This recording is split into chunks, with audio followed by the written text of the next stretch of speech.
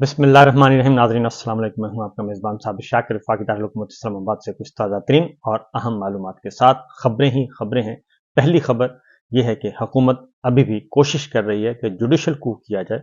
और जुडिशल कू के ज़रिए सुप्रीम कोर्ट ऑफ पाकिस्तान में ऐसा कुछ हो जाए कि उनकी ख्वाहिशात के मुताबिक जो वो हल करना चाहते हैं और जो टारगेट अचीव करना चाहते हैं किसी भी तरीके से काजी फाइज़ ईसा साहब को या तो तौसी मिल जाए और या फिर तौसी नहीं मिलती तो फिर हमारी पसंद के मुताबिक उसमें जजेस आ जाएं। कल सेनेट में ये मामला देखा गया और वहां पे अच्छी खासी तलखी हुई, तलख कलामी भी हुई, झगड़ा भी हुआ और एक दिलचस्प मनाजर देखने को मिले। और कल सुप्रीम कोर्ट के जजेस की तादाद में इजाफे से मुतालिक सेनेट में प्राइवेट मेंबर्स डे पे ये बिल पेश किया गया और उस बिल को की मुखालफत नहीं की हुकूमत ने। अभी उसका एक प्रोसेस है मंजूरी का, वो एक हनूज दिल्ली दूरस्त, लेकिन गवर्नमेंट जो है वो बदस्तूर कोशिश कर रही है। एक तरफ तरदीद की जा रही है, दूसरी तरफ ये कहा जा रहा है कि काजी फाइज़ साहब को जवाब दिया जा रहा है, लेकिन तीसरी जानिब मामला जो है वो बिल्कुल उसके ऑपोजिट चल रहे हैं। अब जो आज कौमी असम्बली का इजलास है और कौमी असम्बली के इजलास में भी आज प्राइवेट मेंबर्स डे है, मंगल का दिन है, तो 3-4 जो अहम बिल हैं वही प्राइवेट मेंबर्स डे और निजी अरकान अपनी ज़ाती हैसियत में ये बिल आज पेश करेंगे। उनमें नंबर 1 जजेस की तादाद में इजाफा, सुप्रीम कोर्ट की तादाद में इजाफा किया जाए। ये आज कौमी असम्बली में भी बिल टेबल किया जाएगा क्योंकि आज एजेंडे में शामिल है। दूसरा बिल जो पेश किया जाएगा वो है तौहीन अदालत का कानून खत्म कर दिया जाए, क्योंकि पिछले जो लास्ट ट्यूसडे था उसमें एजेंडे पे मौजूद थे ये बिल, लेकिन टेबल नहीं हो सके थे, यानी कि आ नहीं सके थे, ईवान में नहीं आ सके थे। लेकिन आज इनकी भरपूर तैयारी है कि आज ये काम किया जाए। नंबर 1 तौहीन अदालत का कानून खत्म कर दिया जाए। तौहीन अदालत का कानून खत्म करने का मकसद ये है कि हम किसी भी सुप्रीम कोर्ट के फैसले पर अमल नहीं करते। फॉर एग्जाम्पल जो इस वक्त लेटेस्ट है मखसूस नशिस्तों का केस, और अगर हम इस फैसले पर अमल नहीं करते तो सुप्रीम कोर्ट जो है वो हमारे खिलाफ तौहीन अदालत की कार्रवाई नहीं कर सकेगी। अगर हमने फैसले पर अमल दरामद नहीं किया तो नहीं किया, बस हमारी ये है कि चोरी भी है और सीनाजोरी भी है और सरकारी गुंडागर्दी भी है। इसलिए इस कानून को ही खत्म करने की ये कोशिश कर रहे हैं। दूसरा जो है सुप्रीम कोर्ट के जजेस की तादाद में इजाफा, और तीसरा जो है वो 184(3) के तहत जो है जो दोबारा से एक अमेंडमेंट की जाए 184(3) के 184 आर्टिकल 184 में, और उसमें दोबारा से बेंचों की तश्कील का मामला जो है वो वापस ले लिया जाए, जो है वो जजेस कमेटी के बजाय चीफ जस्टिस को तगड़ा किया जाए। तो बहरहाल ये मखमसे में मुब्तला है, तो आज ये सारा कुछ कौमी असम्बली के एजेंडे में शामिल है। दूसरी जानिब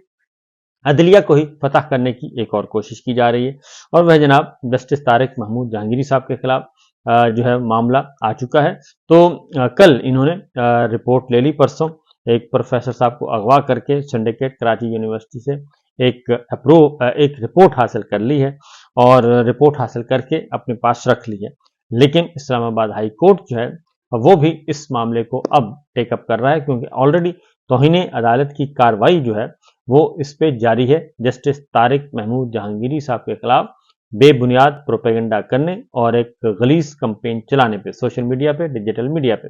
और इसमें कुछ सहाफियों को नोटिस भी ऑलरेडी हुए हैं और उनका जवाब मांगा गया है। लेकिन जैसे ही कराची वाला इवेंट हुआ है तो इस्लामाबाद हाई कोर्ट ने भी जस्टिस तारिक महमूद जहांगीरी के खिलाफ बदनीयती पर मबनी मुहिम पर तौहीन अदालत की केस की समाअत मुकर्रर कर दी है समाअत के लिए, और इसमें 7 रुकनी bench full court Islamabad high court का इसकी समाअत करेगा। और 7 रुकनी फुल कोर्ट में जो है वो शामिल होंगे जस्टिस मोहसिन अख्तर कियानी साहब, जस्टिस मियां गुल हसन औरंगजेब, जस्टिस अरबाब ताहिर साहब, जस्टिस सरदार इजाज इसाक और जस्टिस समन रफत इम्तियाज बेंच का हिस्सा हैं, और इनके ऊपर होंगे जी chief justice Islamabad high court उनकी सरबराही में। तो ये फुल कोर्ट बैठेगा और फुल कोर्ट जो है इसको सुनेगा 19 सितंबर को। तो देखते हैं कि इस तरफ क्या होता है, क्योंकि जस्टिस तारिक महमूद जहांगीरी के खिलाफ सोशल मीडिया मुहिम पर तौहीन अदालत केस में इस्लामाबाद हाई कोर्ट ने पाकिस्तान इलेक्ट्रॉनिक रेगुलेटरी अथॉरिटी यानी कि पेमरा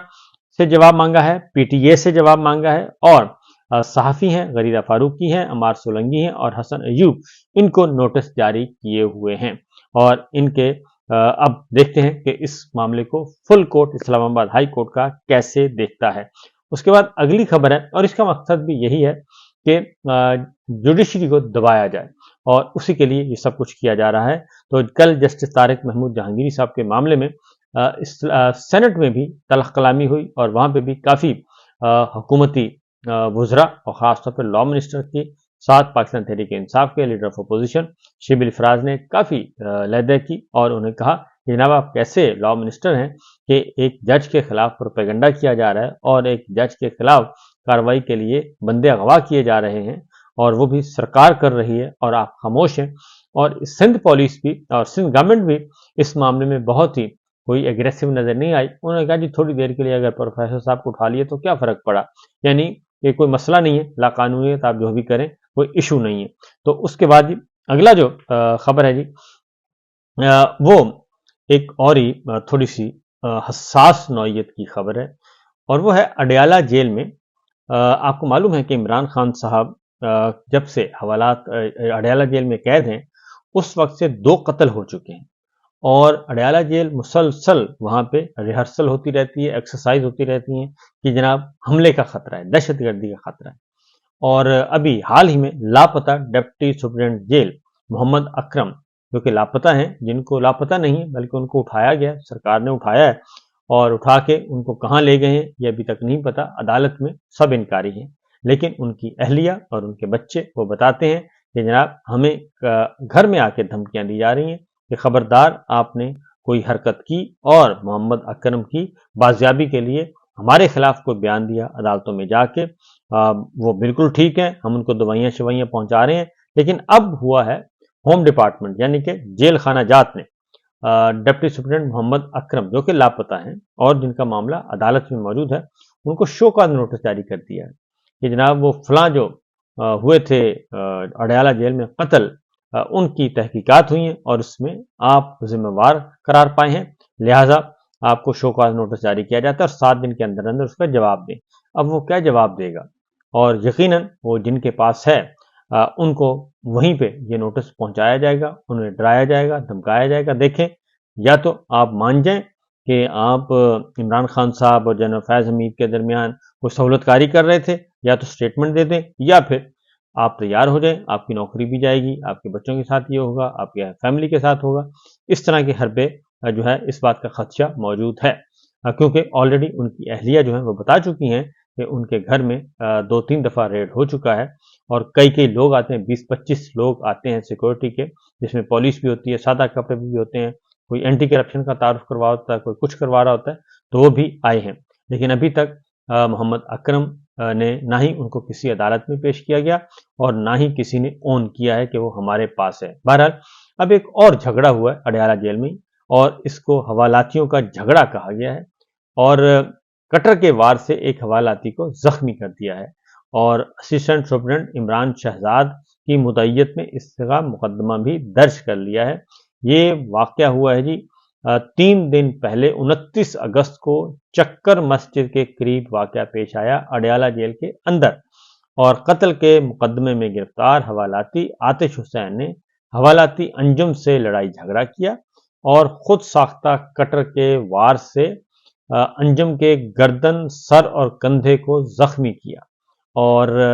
زخمی حوالات کا طبی معائنہ بھی کروا لیا گیا۔ درخواست کے ساتھ لفظ ہے اور مقدمہ درج کیا جائے۔ چیف وارڈن نواب خان اور وارڈن ریاض اقبال واقعے کے گواہ ہیں۔ یہ ایک اور وندھوناک واقعہ پیش آیا ہے۔ ایک طرف کہا جا رہا ہے کہ جی سخت ترین فول پروف سیکورٹی ہے، اور دوسری جانب 2 قتل ہو چکے ہیں جب سے عمران خان گرفتار ہیں اور وہاں پہ ان کو رکھا ہوا ہے، اور یہ تیسرا واقعہ ہو گیا قاتلانہ حملے کا۔ تو یہ ایک تشویشناک بات ہے جس کے بارے میں جتنا بھی سوچا جائے اتنا کم ہے، کیونکہ جب ایک الرٹ بھی جاری ہوا ہے اور وہاں پہ VVIP جو ہے وہ